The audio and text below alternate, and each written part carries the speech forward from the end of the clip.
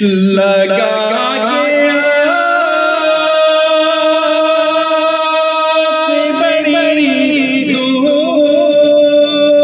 سے میں آیا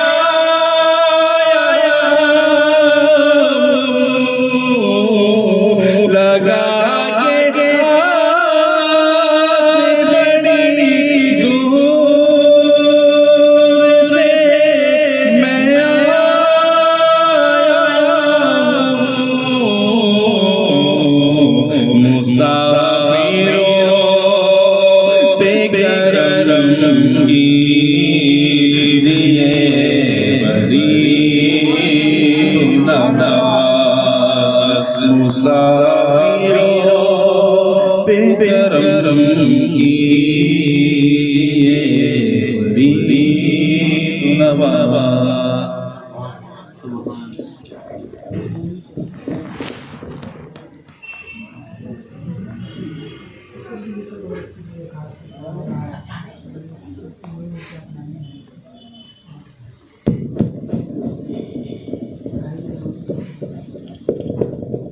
السلام علیکم ورحمۃ اللہ وبرکاتہ۔ آج ہم یہاں پر جس مشن کے تحت اکٹھا ہوئے ہیں وہ مشن تربیت ہے۔ چھتیس گڑھ کے اندر رائے پور شہر کے اندر یہ لوگ گروہ بنا کر کے اہل سنت والجماعت کا اور ان کے لوگوں کا عقیدے پر حملہ کیے جا رہے ہیں، اور ہم لوگ اس پر کوئی تحریر، کوئی تفسیر، کوئی تقریر، کوئی ادارہ کسی طریقے سے بھی جو ہے ان کے رد پر کوئی پروگرام نہیں کر رہے ہیں، جس سے ان کا حوصلہ دن پہ دن بڑھتا چلا جا رہا ہے۔ یہ لوگ ابھی ایک مکتب کے شکل میں بیرن بازار کے اندر عالیشان اپنے برگلانے کا کام زوروں سے چالو کرنے کی کگار پر ہے، اور ان کا مقصد چھتیس گڑھ کے اندر 5 سال کے اندر 1000 مسجد تعمیر کرنے کا ہے، اور یہ حتیٰ کہ ہمارے گھروں تک کے کسی نہ کسی ذریعے سے داخل ہو چکے ہیں، اور دن پہ دن اسی دن پہ دن ترقی کے جا رہے ہیں۔ اسی کے رد پر ہم لوگ ایک چھوٹی سی کوشش کرنے کی کوشش کی ہے۔ آج سے انشاءاللہ تبارک و تعالیٰ ہفتہ تمام محلے میں متحد ہو کر کے اسی طریقے سے ہم آپس میں بھائیوں کی اصلاح کرنے کی کوشش کریں گے، اور جس طریقے سے انشاءاللہ تبارک و تعالیٰ ہوگا ہم تن من اور دھن تمام چیزوں سے اس میں شرکت کریں گے، اور انشاءاللہ اہل سنت والجماعت کا بول بالا کریں گے۔ سبحان اللہ۔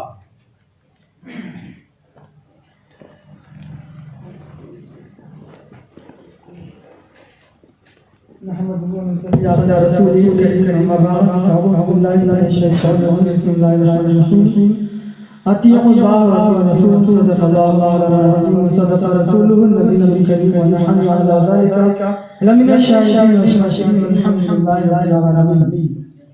سونا جنگل رات چھائی بلند کالی ہے، سونے والوں جاگ کر چوروں کی رکھوالی ہے۔ اجان عشق مصطفیٰ روز وضو کرے خدا، جس کو ہو درد کا مزاج نازے دوا اٹھائے گی۔ آئیے ہم اور آپ سب سے مل کر سب سے پہلے آپ حضرات مل کر درود پاک ہدیہ پیش کریں۔ اللہم صلی علی سیدنا مولانا محمد محمد دین جبل کرم مبارک وسلم، صلاۃ و سلام علیک یا رسول اللہ صلی اللہ علیہ وسلم۔ حضرات آج سے تقریباً 9 سال پہلے میں نے کسی سے کہا تھا کہ الحمدللہ چھتیس گڑھ وہابیت سے محفوظ ہے، اسی لیے یہاں کوئی جھگڑے فساد نہیں ہوتے۔ آپ ہمارے یوپی چلے جائیے، بہار چلے، کہیں بھی چلے جائیے، وہاں آئے دن آتنک پھیلتا ہے۔ اس کی وجہ یہ کہ وہاں وہابیت زور دار ہے۔ یہاں کوئی مسلمان آپس میں مل جل کے رہتے تھے، کبھی کوئی جھگڑا کبھی فساد نہیں۔ اور یہ لوگ یہاں بھی داخل ہو گئے ہیں، گھر گھر جا کے ٹیوشن پڑھانا، پھر پورے گھر کو اپنے رنگ میں رنگنا۔ اگر آج پر پابندی نہ لگائی گئی وہ دن دور نہیں ہے کہ چھتیس گڑھ میں بھی وہابیت پھیل جائے گی.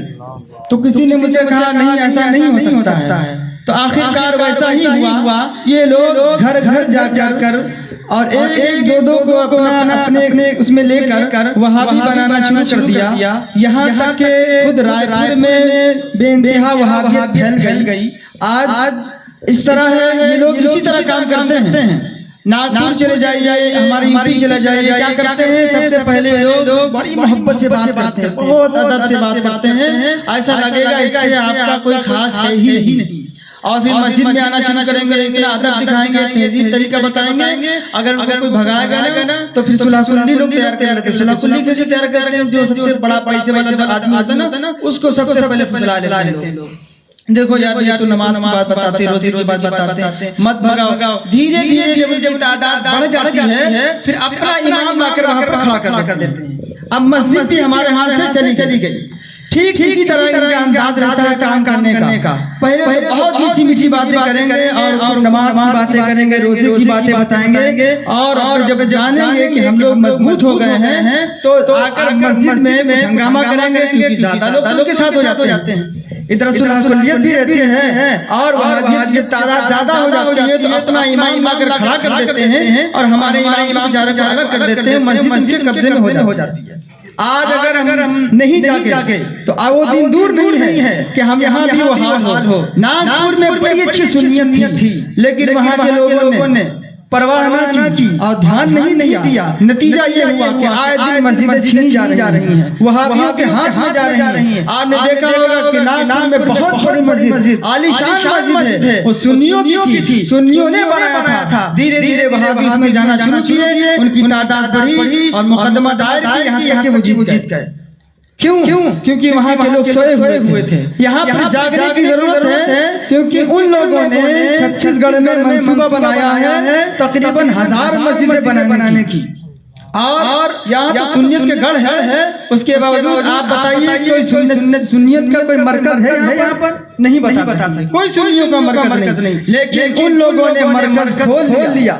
جو تیاری چل رہی تھی ان کی وہ اس معاملے میں کامیاب ہو گئے کہ بیرن بازار میں انہوں نے اپنا مرکز بھی کھول لیا. جو مسجدیں بنانے کی تیاری چل رہی ہے, جگہ جگہ کی نمازیں بھی ہونے لگی. چھوٹا پارا میں نماز ہوتی ان کی, یہاں بیجناج مکھاڑے ٹیڑھے مدرسے کے پاس بھی ہوتی ہے, اور سنتوشی نگر میں بھی ہو رہی ہے, بیرن بازار میں ہو رہی ہے. جگہ جگہ ان لوگوں نے نماز پڑھنا شروع کر دیا اور مسجدیں بنانا شروع کر دی. اور ہم لوگ سوئے ہوئے ہیں.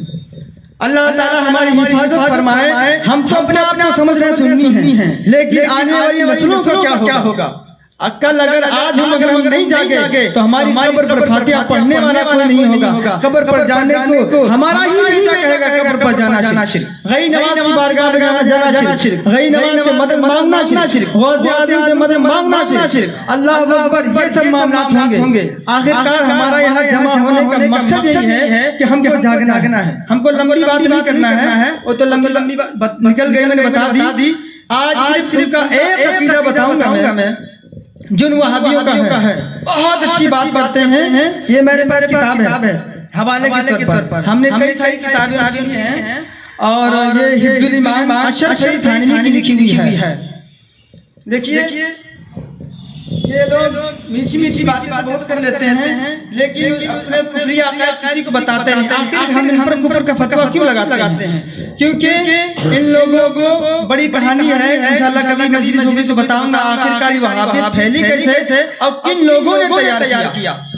اس کی مختصر تعریف یہ ہے کہ انگریزوں نے دیکھا کہ آخرکار یہ مسلمان مٹھی بھر مسلمان ہزاروں پر غالب کیسے آ جاتے ہیں. وہ 313 ہزاروں پر غالب آ گئے. کبھی کربلا کی سرزمین پر 72 لوگ 22,000 لشکر کے سامنے آنکھوں میں آنکھیں ڈال باتیں کر رہے ہیں. کبھی مسلمان اپنے ہاتھوں سے اپنی کشتیوں کو جلا دے رہے ہیں. آخر وجہ کیا ہے؟ مسلمانوں کے اندر کون سی طاقت ہے کہ یہ باتیں سے ٹکرا جاتی ہے؟ وہ 72 لوگ 22,000 پر بھاری آ گئے. آخر وجہ کیا ہے؟ تو اس نتیجے پر پہنچے کہ ان کے اندر عشق رسول ہے. عشق رسول کی بنا پر یہ لوگ میدان میں کود جاتے ہیں. اس کے تعلق سے صرف ایک روایت بتاؤں گا مختصر, ہم کو لمبا نہیں کرنا ہے. حضرت ابو بکر صدیق رضی اللہ تعالی عنہ اور ان کے بیٹے موجود ہیں. ایک دن ان کے بیٹے نے کہا ابا حضور فلاں جنگ میں آپ میرے تلوار کے زد میں آ گئے کیونکہ ان کے بیٹے کافروں کی طرف تھے. فلاں جنگ میں آپ میری تلوار کے زد میں آ گئے تھے. آپ کو میں نے باپ سمجھ کے چھوڑ دیا. اب قربان ہوئی صدیق اکبر پر. صدیق اکبر فرماتے ہیں اے میرے بیٹے اس دن تو نے مجھے باپ سمجھ کے چھوڑ دیا تھا. اگر تو میری تلوار کی زد میں آ جاتا تو تجھے دشمن رسول سمجھ کے تجھے قتل کر دیتا, تیرا سر تیرے جسم سے جدا کر دیتا. یہ ہے عشق رسول. اس بنا پر ان لوگوں نے بہت بڑا کام کیا اور مختصر یہ ان کا ایک عقیدہ بتانا مقصد ہے. ان لوگوں نے عبادت بدلی ہے ادھر کیا ہے. آپ کہیں بھی دیکھیں گے ایک پرچہ بھی ہے حفظ الایمان صفحہ نمبر 8 لیکن اس کو انہوں نے 15 پر کر دیا. اس کتاب کو حاصل کرنے کے لیے دہلی گیا تھا تمام کتابیں لینے کے لیے. اس سے پہلے میں گیا تو کتاب دینے سے انکار کر دیا, بولے یہ کتاب میرے پاس ہے ہی نہیں.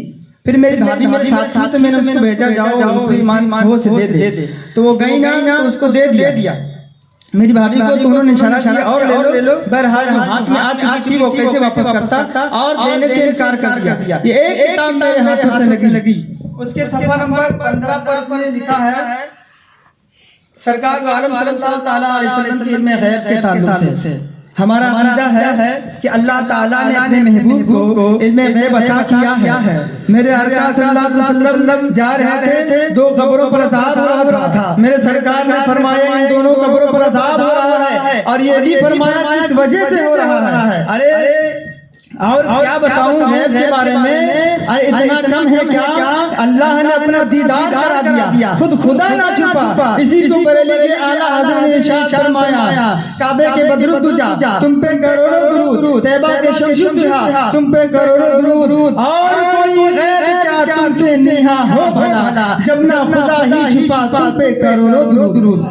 اس صحابی سے پوچھا گیا حضور صلی اللہ علیہ وسلم میں غیب کے تعلق سے, تو اس نے کہا کہ اس غیب سے مراد بعض غیب ہے جو سرکار صلی اللہ علیہ وسلم کے تعلق سے قرآن میں حدیثوں میں بے شمار آیتیں موجود ہیں, لیکن اس کو یہ کرنا یہ تھا کسی طرح نبی کی عظمت کو گھٹایا جائے تاکہ ان کے دلوں سے نبی کی عظمت نکل جائے گی تو خود بخود بے بس ہو جائے گا, بے سہارا گا, کسی کام کا نہیں. اور حقیقت ہے جس کے دل سے عشق رسول نکل گیا وہ مردہ ہے, وہ زندہ ہے ہی نہیں, کیونکہ عشق رسول ہی سب ایمان ہے اور جس کے اندر سے ایمان نکل گیا تو کچھ نہ بچا پاس. بہرحال اس نے لکھا بعض علم غیب مراد ہے حضور ہی کیا تخصیص. اگر غیب ہے بھی تو اس میں حضور ہی کی کیا تخصیص. ایسا علم تو علم غیب تو زید و عمر نہیں کہتے فلاں کو حاصل ہے, زید و عمر بلکہ ہر سبھی بولتے ہیں بچے کو. معاذ اللہ میرے آقا کریم صلی اللہ علیہ وسلم کے علم غیب کو بچے سے تشبیہ دی. ایسا اس میں حضور ہی کی کیا تخصیص. ایسا علم غیب تو بچوں کو بھی حاصل ہے بلکہ ہر سبھی و مجنون, یہ دیکھیے مجنون لکھا ہوا, بلکہ پاگل کو بھی حاصل ہے. معاذ اللہ میرے آقا صلی اللہ علیہ وسلم کے علم غیب کو ان ظالموں نے پاگل سے تشبیہ دی. اور آگے کہا بلکہ جمی حیوانات, یہ حیوانات جمی حیوانات و بہائم کو بھی حاصل ہے, یعنی 4 پیر والے جانوروں کو بھی حاصل ہے. معاذ اللہ میرے آقا کریم صلی اللہ علیہ وسلم کے علم غیب کو ان لوگوں نے 4 پیر والے جانوروں سے تشبیہ دی. آپ ذرا اندازہ لگائیے 4 پیر والے جانوروں میں کس کا نام آتا ہے؟ کیا اس میں کتا نہیں ہے؟ کیا اس میں سور نہیں ہے؟ کیا اس میں گدھا نہیں ہے؟ میرے آقا کریم صلی اللہ علیہ وسلم کے علم غیب سے اس نے سور سے تشبیہ دی, کتے سے تشبیہ دی, ایک جانور سے تشبیہ دی. بتاؤ ایسے لوگوں کو مسلمان کہو گے؟ بتاؤ اگر وہابی کو ملے گا اس سے مصافحہ کریں گے, ان کے ساتھ اللہ بیٹھا کریں گے, ان سے شادی بیاہ کریں گے, وعدہ کریں, کیونکہ ہمارے نبی کی عظمت ہے, ہمیں ایمان ملا نبی کے صدقے میں, ہمیں جنت ملے گی نبی کے صدقے میں. بتاؤ قبر میں جائیں گے نہ کسی کی ماں جائے گی, نہ کسی کا باپ جائے گا, نہ دوست جائے گا, المختصر سب یہیں رہ جائے گا. قبر میں بھی میرے آقا کی ذات وہاں موجود ہوگی, وہاں بھی میرے آقا ہی کام آنے والے ہیں, اور میدان محشر میں بھی کوئی نہیں ہوگا، سب نفسی نفسی کا عالم ہوگا، اور تمام انبیاء کرام بھی کہیں گے اذهبوا الى غیری، اس وقت بھی میرے آقا ارشاد فرمائیں گے انا لہا، اے گنہگاروں ادھر آؤ، اے سیاہکاروں ادھر آؤ، میں تمہاری شفاعت کراؤں گا، میں تمہاری بخشش کراؤں گا۔ خدا نہ خواستہ اگر ہم وہ حبیب کے ساتھ اٹھے بیٹھے یا ان کے ساتھ رشتہ داری کی یا ان سے تعلق رکھا یا دوستی رکھی، اور قیامت کے دن کچھ لوگوں سے میرے سرکار اشارہ کریں گے جاؤ یہاں سے دور ہٹ جاؤ، انہیں میں ہماری گنتی نہ ہو جائے۔ اللہ اکبر۔ آج میں ان کی پناہ، آج مدد مانگ ان سے، کل نہ مانگیں گے قیامت میں اگر مان گیا۔ ہم تو جاگنے کی ضرورت ہے، اپنے آپ کو بچانے کی ضرورت ہے، اپنی نسل کو بچانا ہے، اپنے دوستوں کو بچانا ہے، ماں باپ کو بچانا ہے، بھائی بہن کو بچانا ہے۔ یہ تو ایک عقیدہ کا گندا تھا جس سے روز کہا جاتے ہیں کہ میرے آقا کی شان میں اس قدر گستاخی کہ نبی کے علم کو گدھے پاگل کے علم سے تشبیہ دے دی۔ اللہ اکبر۔ اس طرح کے بہت سارے گھنونے عقیدے ہیں، لوگ کہتے ہیں اللہ کو مانتے ہیں، اللہ کو مانتے بولتے ہیں، اللہ کو بہت مانتے ہیں۔ بتاؤ اللہ مکار ہو سکتا ہے؟ ان کی کتاب جو ان کا بڑا گرو گھنٹال ہے اشرف علی تھانوی، میں نے تو ابھی لاک ڈاؤن وغیرہ لگا تھا، اس میں نے امام صاحب سے بات چل رہی تھی تو انہوں نے کہا کہ یہ مکر اللہ واللہ خیر الماکرین کا ترجمہ اس میں اسی طرح کیا ہے، تو میں نے وہ ترجمہ کھول کے دیکھا تو صحیح میں لکھا تھا انہوں نے مکر کیا، اللہ نے مکر کیا، اللہ بہتر مکر کرنے والا، یہ عبارت موجود ہے۔ اگر نہ دکھا سکوں تو چور کی سزا وہ میری سزا۔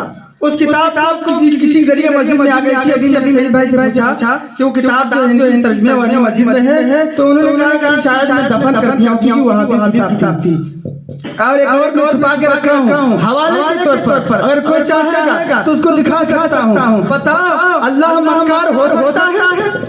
ان لوگوں نے ہمارے رب کو مکار کہا اور کہا بہتر مکر کرنے والا ہے۔ اسی کو ہمارے علماء نے ترجمہ کیا، اعلیٰ حضرت نے ترجمہ کیا، جب ان کی بات آئی تو کہا ان لوگوں نے مکر کیا، جب اللہ کی بات آئی تو فرمایا کہ اللہ نے خفیہ تدبیر فرمائی، اللہ بہتر خفیہ تدبیر فرمانے والا ہے۔ حضرات یہاں ہمارا جمع ہونا صرف مقصد ایک ہے، سنیو جاگو اور اپنے آپ کو بچاؤ، اپنے گھر والوں کو بچاؤ۔ آج یہ پہلی مجلس ہے، انشاءاللہ تعالی ہر محلے میں ہفتے میں ایک مرتبہ مجلس ہوا کرے گی۔ ان کے جو بدعقیدوں کی جو گندے عقائد ہیں وہ بھی بتائے جائیں گے اور حوالے کے طور پر، اور آپ کو اس کے رسول کے تعلق سے بھی بتایا جائے گا، اور آپ کو جو نبی کریم صلی اللہ علیہ وسلم جو ہم کو تعلیم دی ہے، ادب سکھایا، تہذیب سکھائی، اخلاق سکھایا کہ مسلمانوں میں کس طرح ایک ساتھ اور ایک جہتی کے ساتھ رہنا چاہیے، مسلمانوں میں ایک دوسرے سے قدورت نہیں رکھنا چاہیے۔ مسلمان وہ ہے جو کسی مسلمان کے بارے میں قدورت نہ رکھے، اپنے ماں باپ کے ساتھ حسن سلوک کرنا ہے، کیونکہ جس سے ماں باپ راضی اس سے خدا راضی اور اللہ اور رسول راضی، جس کے ماں باپ ناراض اس سے اللہ اور رسول ناراض۔ یہی سب انشاءاللہ تعالی اس میں گفتگو ہوا کرے گی۔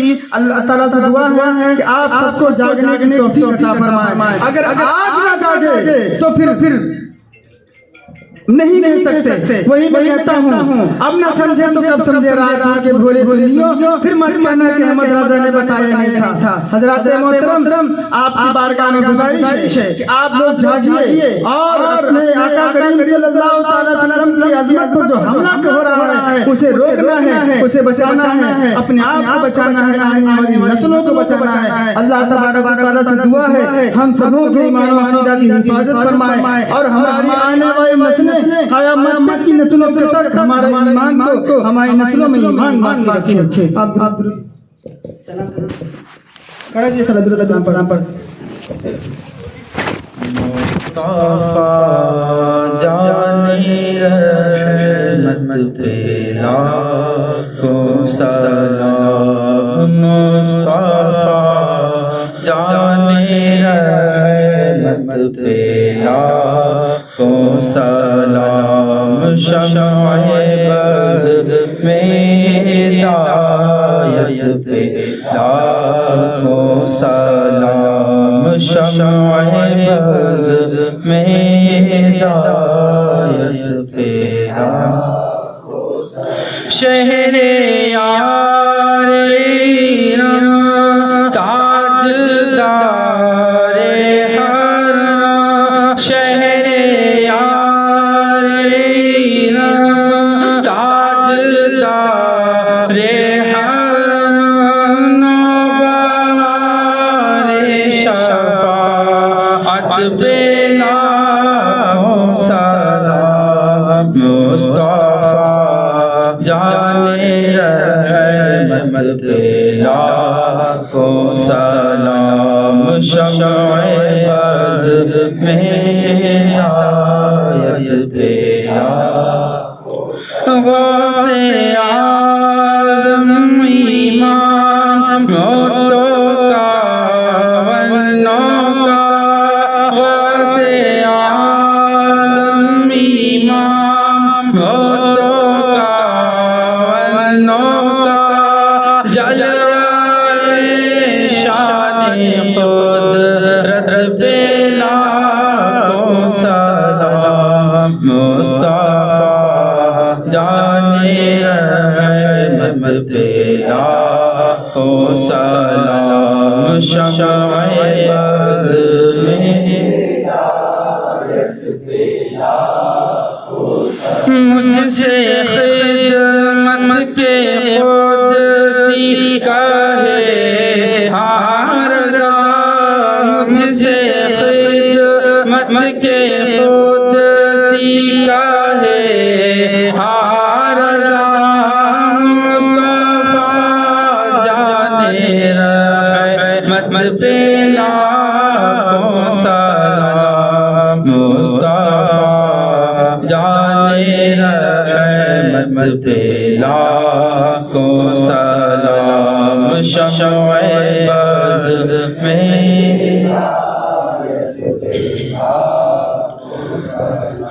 الصلاة والسلام عليك يا رسول الله الصلاة والسلام عليك يا نبي الله وعلى آلك وأصحابك يا شفيعنا يوم الجزاء صلى الله تعالى عليه وسلم.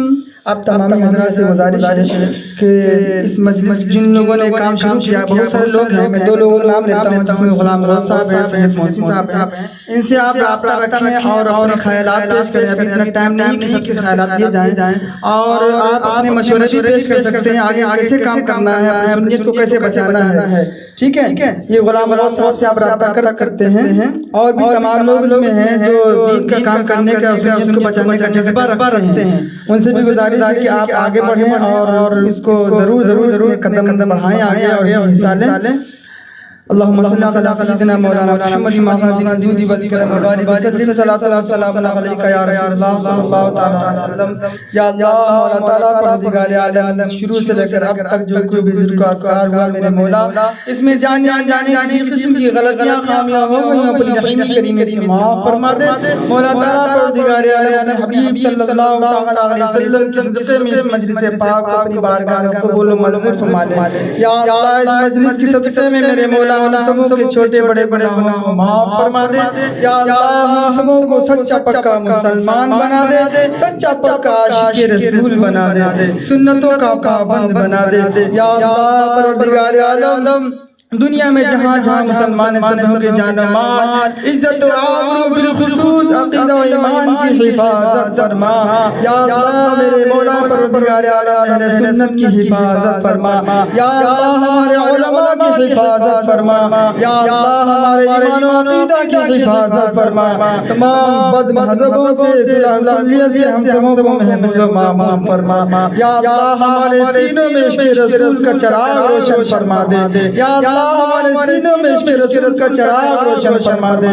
یا اللہ میرے مولا پروردگار عالم میں جو پریشان حال ہیں ان کی پریشانی کو دور فرما دے. یا اللہ جو بے روزگار ہیں ان سے حلال عطا فرما دے. یا اللہ میرے مولا پروردگار عالم جہاں مسلمان سبوں کی جان و مال عزت و آبرو ان کے کاروبار میں بے پناہ برکت عطا فرما دے. یا اللہ مسلمانوں کے گھروں میں اسلامی ماحول عطا فرما. یا اللہ اسی طرح ہم سبوں کو اس مجلس پاک کو منور منعقد کرنے کی توفیق عطا فرما یا اللہ ہمارے دلوں میں جذبہ عطا فرما یا اللہ میرے مولا پروردگار عالم ہم سبوں کو ایک اور نیک بنا دے متقی پرہیزگار بنا دے آپس میں ایک دوسرے سے الفت و محبت عطا فرما دے یا اللہ میرے مولا پروردگار عالم ہم سب یہاں پر تیری بارگاہ میں ہاتھ اٹھائیں جس مقصد سے جو ہاتھ اٹھائے میرے مولا تو دلوں کا راز جاننے والا ہے ہمارے اٹھے ہوئے ہاتھوں کی لاج رکھ لے ہماری مرادوں کو پورا فرما دے یا اللہ ہمیں سے جن کے والدین انتقال کر گئے ان کی مغفرت فرما دے جن کے والدین حیات ہیں کہ عمر میں رزق میں عمل میں علم میں بے پناہ برکتیں عطا فرما یا اللہ ہمیں اپنے سے بڑوں کی عزت کرنے کی توفیق عطا فرما چھوٹوں پر شفقت کرنے والا بنا دے یا اللہ ہمیں حسن اخلاق کی دولت سے مالا مال فرما دے یا اللہ میرے مولا ہمیں بروں سے دور رہنے کی توفیق عطا فرما اچھوں کی صحبت میں رہنے کی توفیق عطا فرما یا اللہ میرے مولا جب تک اس دنیا پر ایمان پر رکھ اور جب اٹھا ایمان سے اٹھا میرے مولا پروردگار عالم اس تمام جو پروگرامات میں میرے مولا جو غلطیاں ہو گئی معاف فرما دے یا اللہ اپنا بھی کس دفعے میں میرے مولا ہمارے اٹھے ہوئے ہاتھوں کی لاج رکھ لے خدایا بحق بنی فاطمہ کی برکت ایمان خاتمہ اگر دعوت ربنی اور قبول منو دستان آل رسول صلی اللہ علیہ خیر نور عائشہ محمد وعلى آلہ وصحبہ اجمعین برحمتک یا لا الہ الا اللہ محمد رسول اللہ صلی اللہ علیہ وسلم.